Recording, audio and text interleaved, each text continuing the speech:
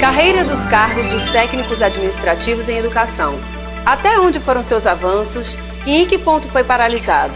E é para conversar sobre o que precisa mudar e quais esses ajustes que convidamos para esta entrevista a diretora do DAP da UFRN, Miriam Dantas, e a membro da Comissão Nacional de Supervisão da Carreira, Vânia Helena Gonçalves. Esta última conversará conosco via telefone, já que está em seu local de trabalho na Universidade de São Carlos, em São Paulo.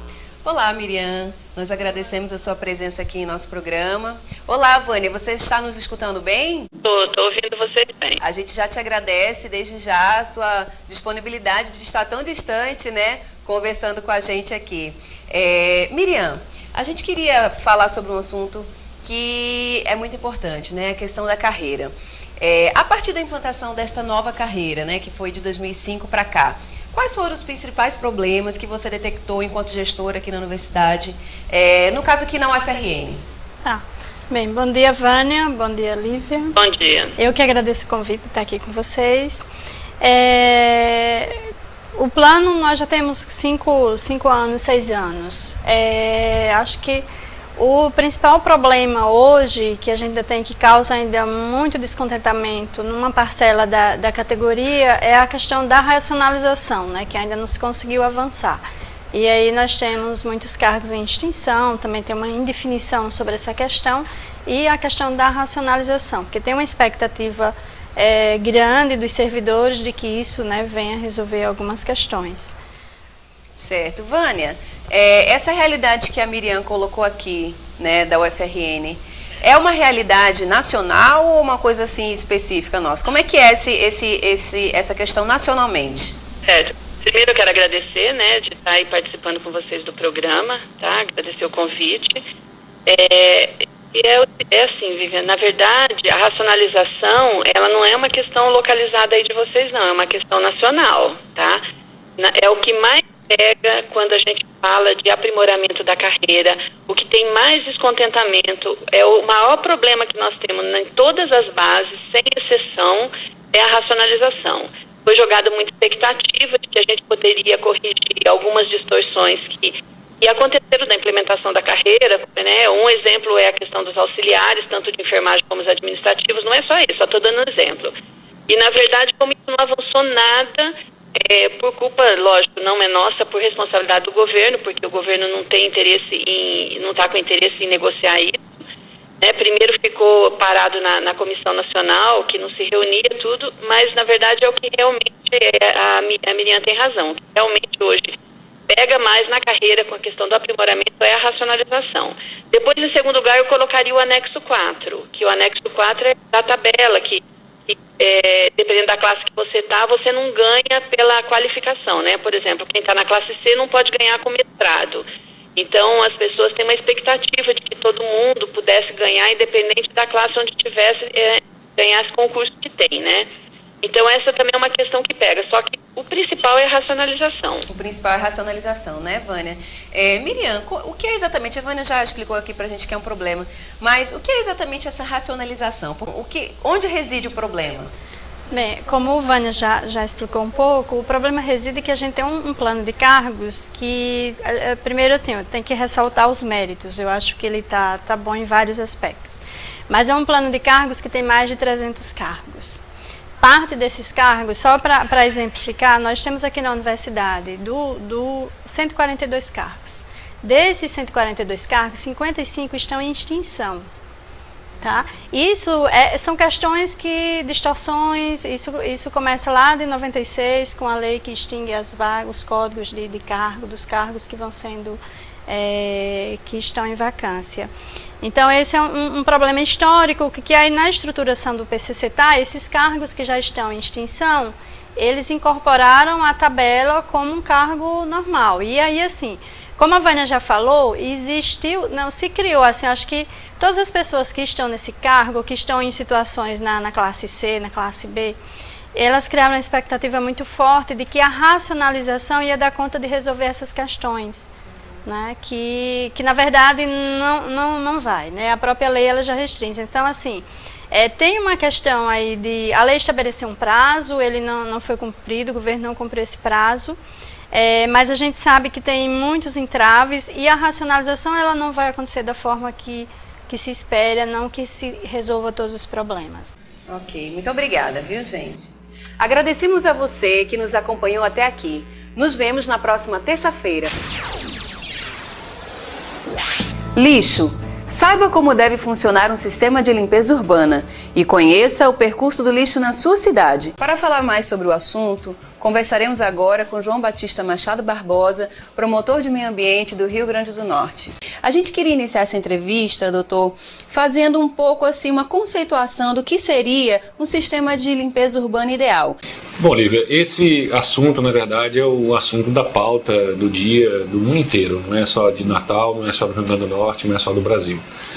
A gente tem que partir do princípio de uma velha máxima popular, que cidade limpa não é aquela cidade que muito se limpa, é aquela cidade que pouco se suja.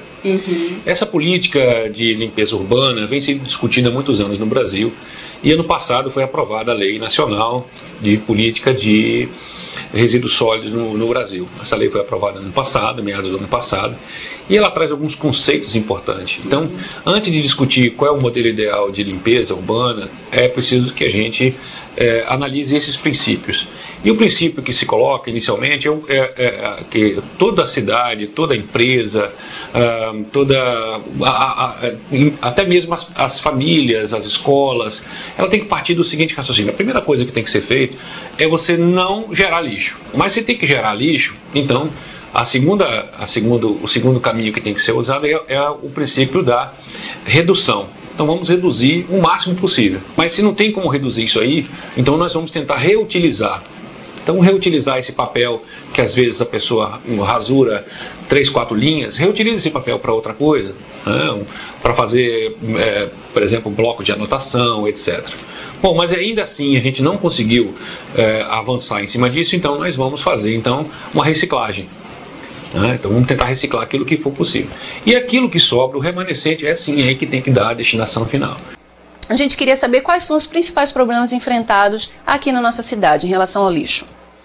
Olha, Natal vive hoje um grande conflito, Lívia, porque o modelo que a prefeitura utilizou para prestar esse tipo de serviço à população, que a população remunera isso através do pagamento da taxa de limpeza pública, a TLP, que é cobrada junto com o IPTU, que eu acredito que é o modelo das maioria das cidades brasileiras, né?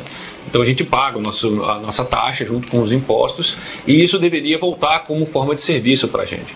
Só que Natal hoje vive um grande conflito, porque Natal adotou modelos muito diversificados. Natal presta serviço através de uma empresa chamada Urbana, que é da administração indireta. Por sua vez, a Urbana terceiriza alguns serviços e quarteiriza, como a gente chama, alguns outros serviços. Então, na verdade, eu diria, resumindo a sua pergunta, que o problema é de gestão. Muito obrigada pela sua presença, por tantos esclarecimentos. Código Florestal. Conheça as mudanças que o novo documento propõe e saiba por que há tanta polêmica em torno do assunto. E é sobre esse assunto que vamos falar com Érica Araújo Pegado, professora de Direito Ambiental do IFRN. Tudo bom, Érica? Muito obrigada pela sua presença em nosso programa. É um prazer. Nós temos visto, Érica, recentemente, muitas discussões em torno da proposta de um novo Código Florestal. O que é exatamente um Código Florestal e o que ele regulamenta? Ok. Bem, inicialmente é interessante saber que já existe um Código Florestal no nosso país há 46 anos. Na época não se contemplavam certos assuntos, a consciência ecológica não era tão forte como hoje e nós vivíamos um período de ditadura militar. Apesar disso, essa lei de 65, ela era considerada uma lei boa. Ela visou alguns aspectos que, se tivessem sido cumpridos nessas 4 décadas, nós não teríamos problemas como, por exemplo, o Morro do Bumba, que aconteceu em Niterói o ano passado, aquele desabamento, como aquele problema também do Rio de Janeiro, da Serra Fluminense. Por quê? Porque o próprio código, ele contempla as chamadas áreas de preservação são permanentes, e também algumas coisas que hoje estão se discutindo, como, por exemplo, a quantidade de preservação, como pode ser ocupado determinados aspectos. Mas a gente tem que pensar no Código Florestal num conjunto de leis. A lei maior, no ponto de vista constitucional, no Brasil, é a própria Constituição. O código anterior, você me disse aqui que ele era bom se tivesse sido, né, fiscalizado, se as coisas que ele previa tivessem sido observadas. Por que mudar, então, agora? O que você está achando dessa nova redação? O que ele vem mudar? Na verdade, existe uma coisa. Houve uma nova ordem constitucional a partir de 1988. As leis, elas foram recepcionadas, o termo jurídico é esse, recepcionadas pela Constituição. Por exemplo, o nosso Código Penal é de 1940 e ele ainda está em vigor. O nosso Código Civil só foi revogado, o Código Civil de 1916, ele perdurou até 2002 e com entrada em vigor em 2003. O Código Florestal, ele teria que ser adaptado à lei, à Política Nacional do Meio Ambiente, que é de 81, que por consequência foi recepcionada pela Constituição. A sociedade foi ouvida da maneira que deveria ser ouvida? Como é que está essa questão da participação popular? O relator Aldo Rebelo, ele comenta que ele teve toda uma excursão pelo Brasil todo, ele que é originário do Partido Comunista, né? Ele ouviu diversas pessoas ao longo do Brasil, foi da Amazônia ao Rio Grande do Sul, ouvindo isso, e daí surgiu aquele projeto que ele foi o relator principal. Então, essa participação popular realmente, ele afirma, e o grupo que participou, né, que ajudou, afirma que houve uma oitiva, como se chama, uma oitiva às pessoas, às comunidades. Ele disse que se reuniu, inclusive, com pequenos proprietários e tudo. Mas o que se questiona é não só a quantidade, mas seria a qualidade dessa participação popular. E que interesses determinadas coisas, por exemplo, se fala muito na reserva legal e também da anistia a quem desmatou. Até 2008. Isso é uma coisa muito complicada, porque até 2008 quem desmatou, totalmente anistiado. Isso é um problema porque vai criar uma sensação de que não tem problema. O que eu fiz em 2008 foi há pouco tempo, estamos em 2011. Isso, tá bom. Muito obrigada pelos esclarecimentos. Educação ambiental. Descubra formas simples de se adotar uma postura ambientalmente correta no seu dia a dia. Para a gente saber como é possível adotar uma postura ambientalmente correta no nosso dia a dia, conversaremos agora com a professora Rosângela Godin, que desenvolve ações voltadas para a educação ambiental. Na sua opinião, uma pessoa que mora em grandes centros, é possível de fato adotar medidas, né, que construam uma cidade mais sustentável? Ou é alguma coisa que só pode acontecer em pequenas comunidades? Lívia, essa pergunta que você faz, ela é uma questão que muitas pessoas também o fazem. Na realidade, nós que moramos nos centros maiores, temos uma responsabilidade muito maior. Quem está mais em contato com a natureza, normalmente eles utilizam os recursos naturais de uma forma mais sustentável. Na cidade, nos ambientes urbanos, isso não acontece, porque nos ambientes urbanos nós simplesmente usamos os recursos naturais, tá certo? Nós não produzimos esses recursos, simplesmente nós gastamos e utilizamos.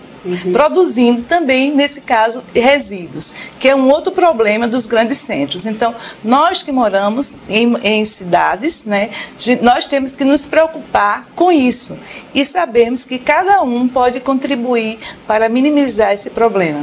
Na verdade, então, a educação ambiental, ela começa pelo reconhecimento, né, de que existe um problema e que todos têm uma responsabilidade. Mas para as pessoas que hoje já apresentam essa preocupação, como é que elas podem agir para poder tomar medidas, mesmo que individualmente ou até coletivamente, de maneira a iniciar essa mudança? Bem, eu digo o seguinte, que qualquer ação, ela começa pelo indivíduo, né? Então, no momento que nós nos sensibilizarmos e, a partir daí, mudarmos os nossos valores, ou seja, a partir da nossa conscientização, nós podemos mudar os nossos valores. Como podemos fazer isso? Pequenos mudanças no nosso dia a dia já contribuem para que isso possa acontecer. Como? Quando nós nos preocupamos em, por exemplo, na nossa casa, termos cuidado com o gasto da água, não é? O gasto de energia, fazer uma coleta seletiva do nosso lixo, nós já estamos contribuindo para uma cidadania que podemos dizer socialmente e ambientalmente responsável. Voltando um pouco para a questão da escola, né? Os professores hoje são capacitados para poder estar falando desses temas? Como é que deve ser abordado isso em sala de aula? Na realidade, a questão ambiental acontece e se discute a partir dos últimos 30 anos aqui no Brasil.